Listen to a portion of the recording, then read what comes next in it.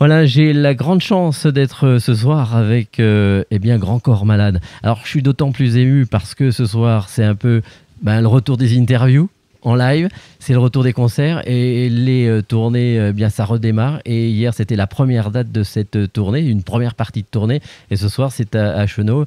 Donc, émotion également. Très grande émotion, vraiment. C'est vrai que ça fait 1 an et demi qu'on attend de pouvoir reprendre. Et puis, il y a eu toute cette incertitude. Janvier, décalé avril, décalé mai, décalé juin. Bon, voilà, ça y est, on y est. C'était la première hier. C'était très émouvant pour nous, pour le public aussi, je crois. Et comme on a eu le temps, du coup, de bien préparer ce spectacle, on a un beau spectacle. On est très fiers d'être sur scène. Et hier, c'était la première. Mais ce soir, c'est un peu la première aussi. C'est-à-dire que là, on goûte à nos premiers réflexes de contact avec le public. Hier, après notre date, on est remonté dans notre tourbus. On est arrivé ce matin, voilà, tout ce qu'on attendait depuis des mois, ça y est, on y est, la tournée a repris. Alors, rien ne remplacera tout ce qui a eu lieu pendant le confinement, que ce soit les vidéos, les clips, tout ça. La scène, c'est la scène. Ouais, la scène, c'est notre métier. Ouais, je pense que tous les artistes, tous les chanteurs, les musiciens, on pense pareil. Si on fait ce métier, c'est pour la scène. Si on fait des disques, à chaque fois, c'est un alibi, c'est un prétexte pour aller faire nos chansons sur scène. Donc évidemment, cette adrénaline-là, ce lien, ce contact avec le public, il n'y a rien qui remplace ça. Est-ce que le public va aussi suivre ? Ça sera sûrement quelque chose encore plus d'engouement ? Je sais pas, en tout cas ça réagit bien. Là c'est un peu particulier, on est encore sur des jauges à 60%, donc évidemment c'est rapidement plein partout. Nous, comme vous disiez, c'est une première partie de tournée, là, la tournée d'été. C'est des salles moyennes, on va dire, des petites salles, des festivals, après quelques beaux festivals en juillet. Et puis à l'automne, on attaque la grosse tournée des Zéniths, et notamment le 25 novembre au Zénith de Dijon. Et là, bon voilà, on va mettre les petits plats dans les grands. Il y aura sûrement des invités de l'album. Ça va être ça aussi, j'ai hâte de faire. Voilà, les grosses salles. On va profiter d'être dans des grosses salles pour avoir une mise en scène vraiment adaptée avec des invités et tout. On se régale déjà. Mais malgré tout, avec ce dernier album sorti, mesdames, vous avez quand même surfé sur ce confinement. On a beaucoup entendu parler de Grand Corps Malade. Ça a été bénéfique aussi d'un côté. Oh, bénéfique, je sais pas. En tout cas, oui, nous les chanteurs, nous qui faisons des disques, on a cette chance-là. C'est-à-dire que ceux qui font que du spectacle vivant, je pense notamment aux humoristes. J'ai pas mal de potes humoristes.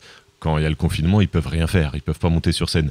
Nous, au moins, on peut sortir des disques. Donc, le confinement nous a pas empêché d'écrire des chansons, d'aller en studio, d'enregistrer, de sortir un album. Moi, mon album, il est sorti en septembre. En effet, il marche bien. On a fait quelques beaux singles qui passent pas mal en radio, etc. Donc, du coup, voilà, oui, j'ai eu la chance de pouvoir continuer à faire mon métier, de faire des télés, de faire de la promo. Donc, j'ai pas arrêté, c'est sûr. Et c'est une chance. Mais, comme on disait au début, rien ne remplace la tournée et la scène. Alors, cet album, mesdames, c'est une marche de plus par rapport au public. On a l'impression que ça s'élargit encore. Ça, je sais pas, justement, c'est peut-être grâce à la tournée qu'on va le voir. Oui, l'album Mesdames, au niveau des ventes, marche très très fort. Après, moi, j'ai plus mes repères en tournée, parce que ça fait 15 ans que je fais beaucoup de concerts et que j'ai la chance depuis 15 ans de faire des longues et belles tournées. Là, on va voir, là, c'est le tout début, donc on va voir justement avec la prochaine tournée des Zéniths si l'album Mesdames, comme il marche bien, s'il nous a permis d'élargir encore le public, d'aller chercher encore des gens qui ne connaissaient pas trop ce que je faisais, qui connaissaient mon nom de loin. Tant mieux s'il y a des nouveaux curieux qui viennent nous voir sur scène. Alors tout le monde veut travailler avec Grand Corps Malade. Quelque part, vous êtes devenu un peu le boss ou pas ? Non, le boss, non, pas du tout. Non, après oui, c'est sûr que cet album de duo, il m'a permis aussi de changer un petit peu aussi, de varier les styles. La rencontre avec Moziman aussi, qui a composé tout l'album Mesdames, m'a permis aussi une certaine évolution. Et oui, tant mieux si on a eu, si on a eu pas beaucoup de succès sur les réseaux sociaux, le clip avec Camille Lelouch, Mais je t'aime, qui a été vu, il doit bientôt s'approcher des 100 millions de vues. On a eu pas mal de passages radio. Donc oui, on a eu une belle année à ce niveau-là. Après, non, il n'y a pas de boss en musique. Tout est tout le temps à prouver. Tout reste à faire à chaque fois. Il faut jamais se reposer sur ses acquis. Là, on a la chance d'avoir un album qui marche bien. Maintenant, vraiment, je le redis, et c'est pas des paroles en l'air comme ça. C'est maintenant, ce qu'on veut, c'est le vivre sur scène. C'est très particulier, vous savez, moi, c'est la première fois que ça m'arrive d'avoir un album qui marche autant et de pas pouvoir le défendre sur scène. L'album est sorti en septembre.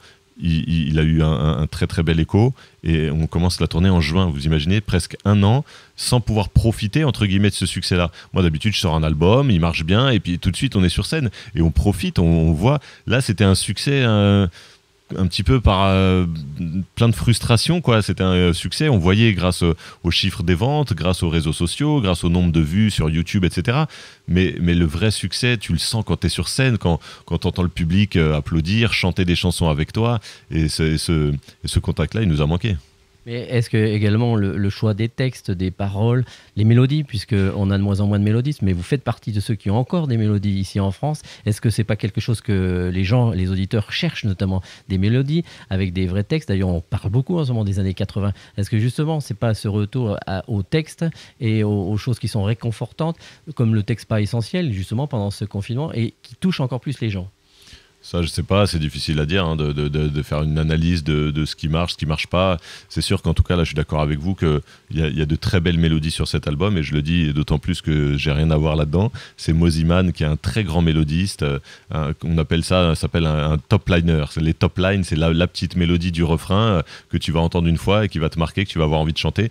Bah, Mosimann, il fait des top lines incroyables. Et en plus, avec des arrangements derrière, où il est capable de faire des pianos-voix magnifiques, mais aussi comme il a un background lui de DJ, à la base il est DJ électro, et ben il a aussi les rythmiques imparables qui font bouger la tête, donc c'est un mélange de tout ça et voilà, qui a bien accompagné mes textes. Moi c'est ce que je sais faire, c'est écrire des textes, donc j'ai essayé à nouveau d'écrire des textes qui pouvaient parler, qui pouvaient toucher les gens, donc bon bah visiblement l'alchimie entre mes textes et la musique de Mosimann a touché les gens. Alors, au départ de votre carrière, il y a eu Charles Aznavour, notamment, qui était un peu votre parrain dans le métier. Il dirait quoi? Malheureusement, il a disparu. Il dirait quoi en cette période et en sachant votre succès et tout ce que vous faites? Ouais, je sais pas. Je pense qu'il aurait été malheureux aussi de ce confinement. Charles Aznavour, c'est quelqu'un qui était très, très curieux, qui avait toujours envie de rencontrer des gens et qui aimait tourner. 10 jours avant sa mort, il était sur scène au Japon, donc il aurait été malheureux aussi, lui aussi, de ne pas pouvoir faire de la scène pendant plus d'un an. Et après, en ce qui concerne notre projet, bah, j'espère qu'il aurait aimé notre album et qu'il s'en réjouirait. Alors maintenant, on sait que vous avez eu du succès dans la chanson. Les livres, ça marche terriblement bien. Il y a eu le film qui a très très bien marché. Qu'est-ce qui peut encore pousser Grand Corps Malade à chercher d'autres choses? Pour l'instant, je n'ai pas envie de chercher d'autres choses. C'est vrai que j'ai la chance d'avoir plusieurs casquettes, puisque bon, le livre, c'était... ouais, il y aura peut-être d'autres projets de livres, c'est vrai, bon, ce sera peut-être pas tout de suite, mais en tout cas, il y a déjà un projet de film, où en fait, j'ai déjà réalisé 2 films, donc on commence à réfléchir avec mon pote avec qui j'ai fait les 2 premiers films, avec Mehdi Idir, on est en train de commencer le scénario d'un 3e, on n'en dit pas, on parle pas trop du thème pour l'instant, mais en tout cas, on commence. Et en parallèle évidemment de cette tournée, donc voilà, non, j'ai pas envie de chercher à tout prix une autre casquette.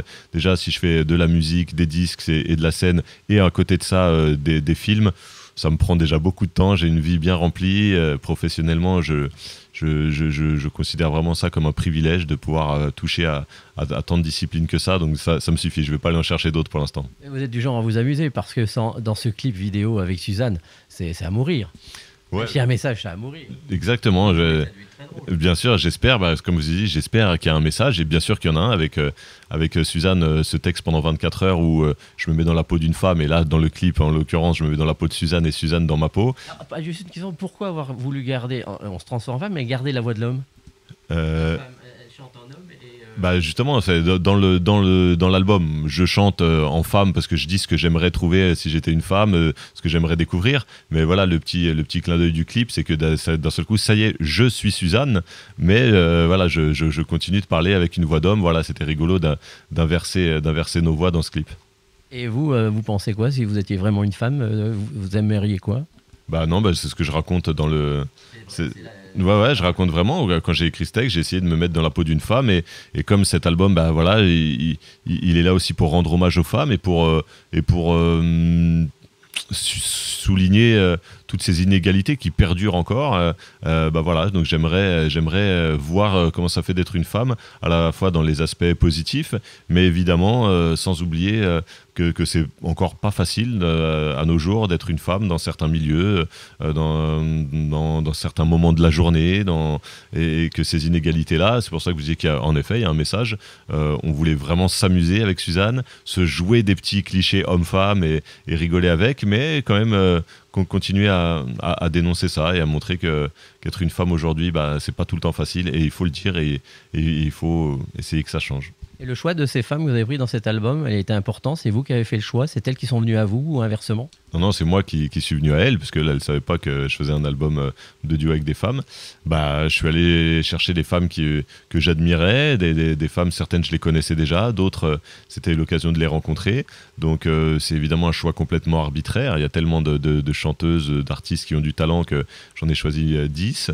Et puis l'autre choix aussi, ça a été celui de l'éclectisme. Je voulais vraiment rendre hommage aux femmes, à toutes les femmes. Donc du coup, sur cet album, il y a différentes générations, il y a même différents métiers, il y a des chanteuses, des comédiennes, des instrumentistes, les violonistes, les sœurs Berthollet. Donc voilà, il y a plusieurs métiers et plusieurs générations sur l'album, et c'était le but aussi de varier un petit peu le profil de tous ces duos. Alors, je vais changer un peu de thème. Vous êtes un poète, un artiste, compositeur, vous faites tout, vous êtes, on va dire, slameur, donc vous faites du slam. Donc suite à votre accident, vous êtes mis dans le slam. Demain, je veux faire du slam. Il faut que je fasse quoi? La chance du slam, c'est qu'on peut en faire du jour au lendemain. On n'a pas besoin d'être musicien, on n'a pas besoin de rencontrer quelqu'un qui nous fait de la musique, on n'a pas besoin d'avoir un studio pour enregistrer. Voilà, il existe aujourd'hui, et je pense que ça va reprendre aussi avec la réouverture des lieux publics, des soirées slam. Il y en a un petit peu partout, il faut regarder sur Internet. Moi, c'est comme ça que j'ai commencé. Et le grand principe, c'est des scènes ouvertes. C'est-à-dire que ça se passe la plupart du temps dans des petits cafés, dans des petits bars, et tout le monde peut participer. Donc tu t'inscris, et on t'appelle à un moment dans la soirée, et tu viens dire ton texte face à une vingtaine, une trentaine ou une quarantaine de personnes qui sont là dans le café, et ça y est, t'es slammer. Il suffit d'une fois. Alors c'est des amoureux des mots, des amoureux des textes, qui écrivent chacun de leur côté et qui viennent défendre leur petite fibre artistique, se mettre la petite boule au ventre, parce que d'un seul coup on se retrouve face à un public. Moi j'ai commencé comme ça, donc je fais plus de slam proprement dit. Moi je l'ai toujours bien expliqué, le slam c'est a cappella, c'est le texte vraiment à nu. C'est un endroit où justement c'est un art collectif, t'es slammer pendant un texte, mais après tu deviens spectateur et quelqu'un d'autre vient sur scène, c'est du live. Voilà, moi quand je fais un disque, c'est pas du slam, je suis slammer à la base, mais j'ai des textes. Moi j'ai aucun problème à dire que je suis chanteur aujourd'hui. Alors je chante pas tout le temps avec des mélodies, des fois juste je dis mon texte, mais en tout cas c'est sur de la musique, c'est sur un disque, c'est sur scène en concert. Voilà, je fais de la chanson. Et la mémoire, on fait comment? J'ai de la chance. Parce que là, il faut la virgule près, là. On ne peut pas improviser. Non, moi, en tout cas, moi, je ne sais pas faire. Là, j'essaye d'avoir une vraie exigence au niveau des textes, et sur le fond et sur la forme. Donc, tout est très écrit, très préparé, à la virgule près, à la rime près. Donc, oui, je ne peux pas improviser. J'ai la chance, jusqu'ici, je touche du bois, d'avoir une bonne mémoire. Puis, comme c'est moi qui écris les textes, bon, ça aide quand même à s'en souvenir. Donc, mais en tout cas, oui, il y a beaucoup, beaucoup de mots et beaucoup de textes pendant un concert. Ouais. Alors pour terminer, on est dans une région, alors je ne sais pas si vous suivez encore beaucoup le basket, parce que à une époque vous faisiez beaucoup de basket, vous étiez même prévu peut-être un avenir de basket. Ici on est dans les terres de la JDA, vous suivez un petit peu? Non, pas trop, j'avoue. Je reste amoureux de ce sport, et bon, je suis un petit peu de loin la NBA, parce que j'ai la chance de voir à l'époque d'avoir des connaissances là-bas. Et donc, bon, et c'est quand même le basket le plus impressionnant. Donc, je suis un peu la NBA.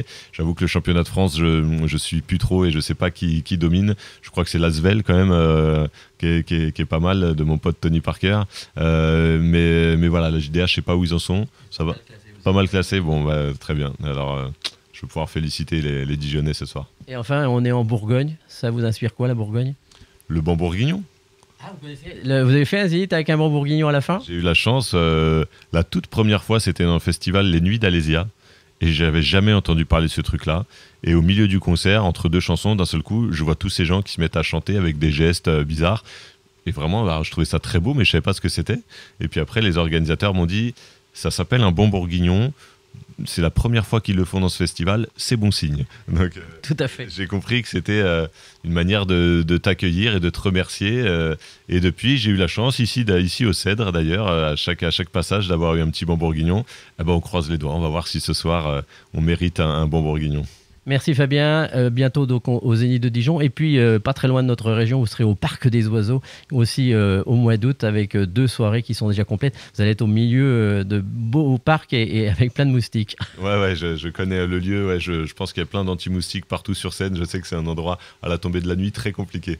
Mais en tout cas, avec grand plaisir, on se retrouve le 25 novembre au Zénith de Dijon.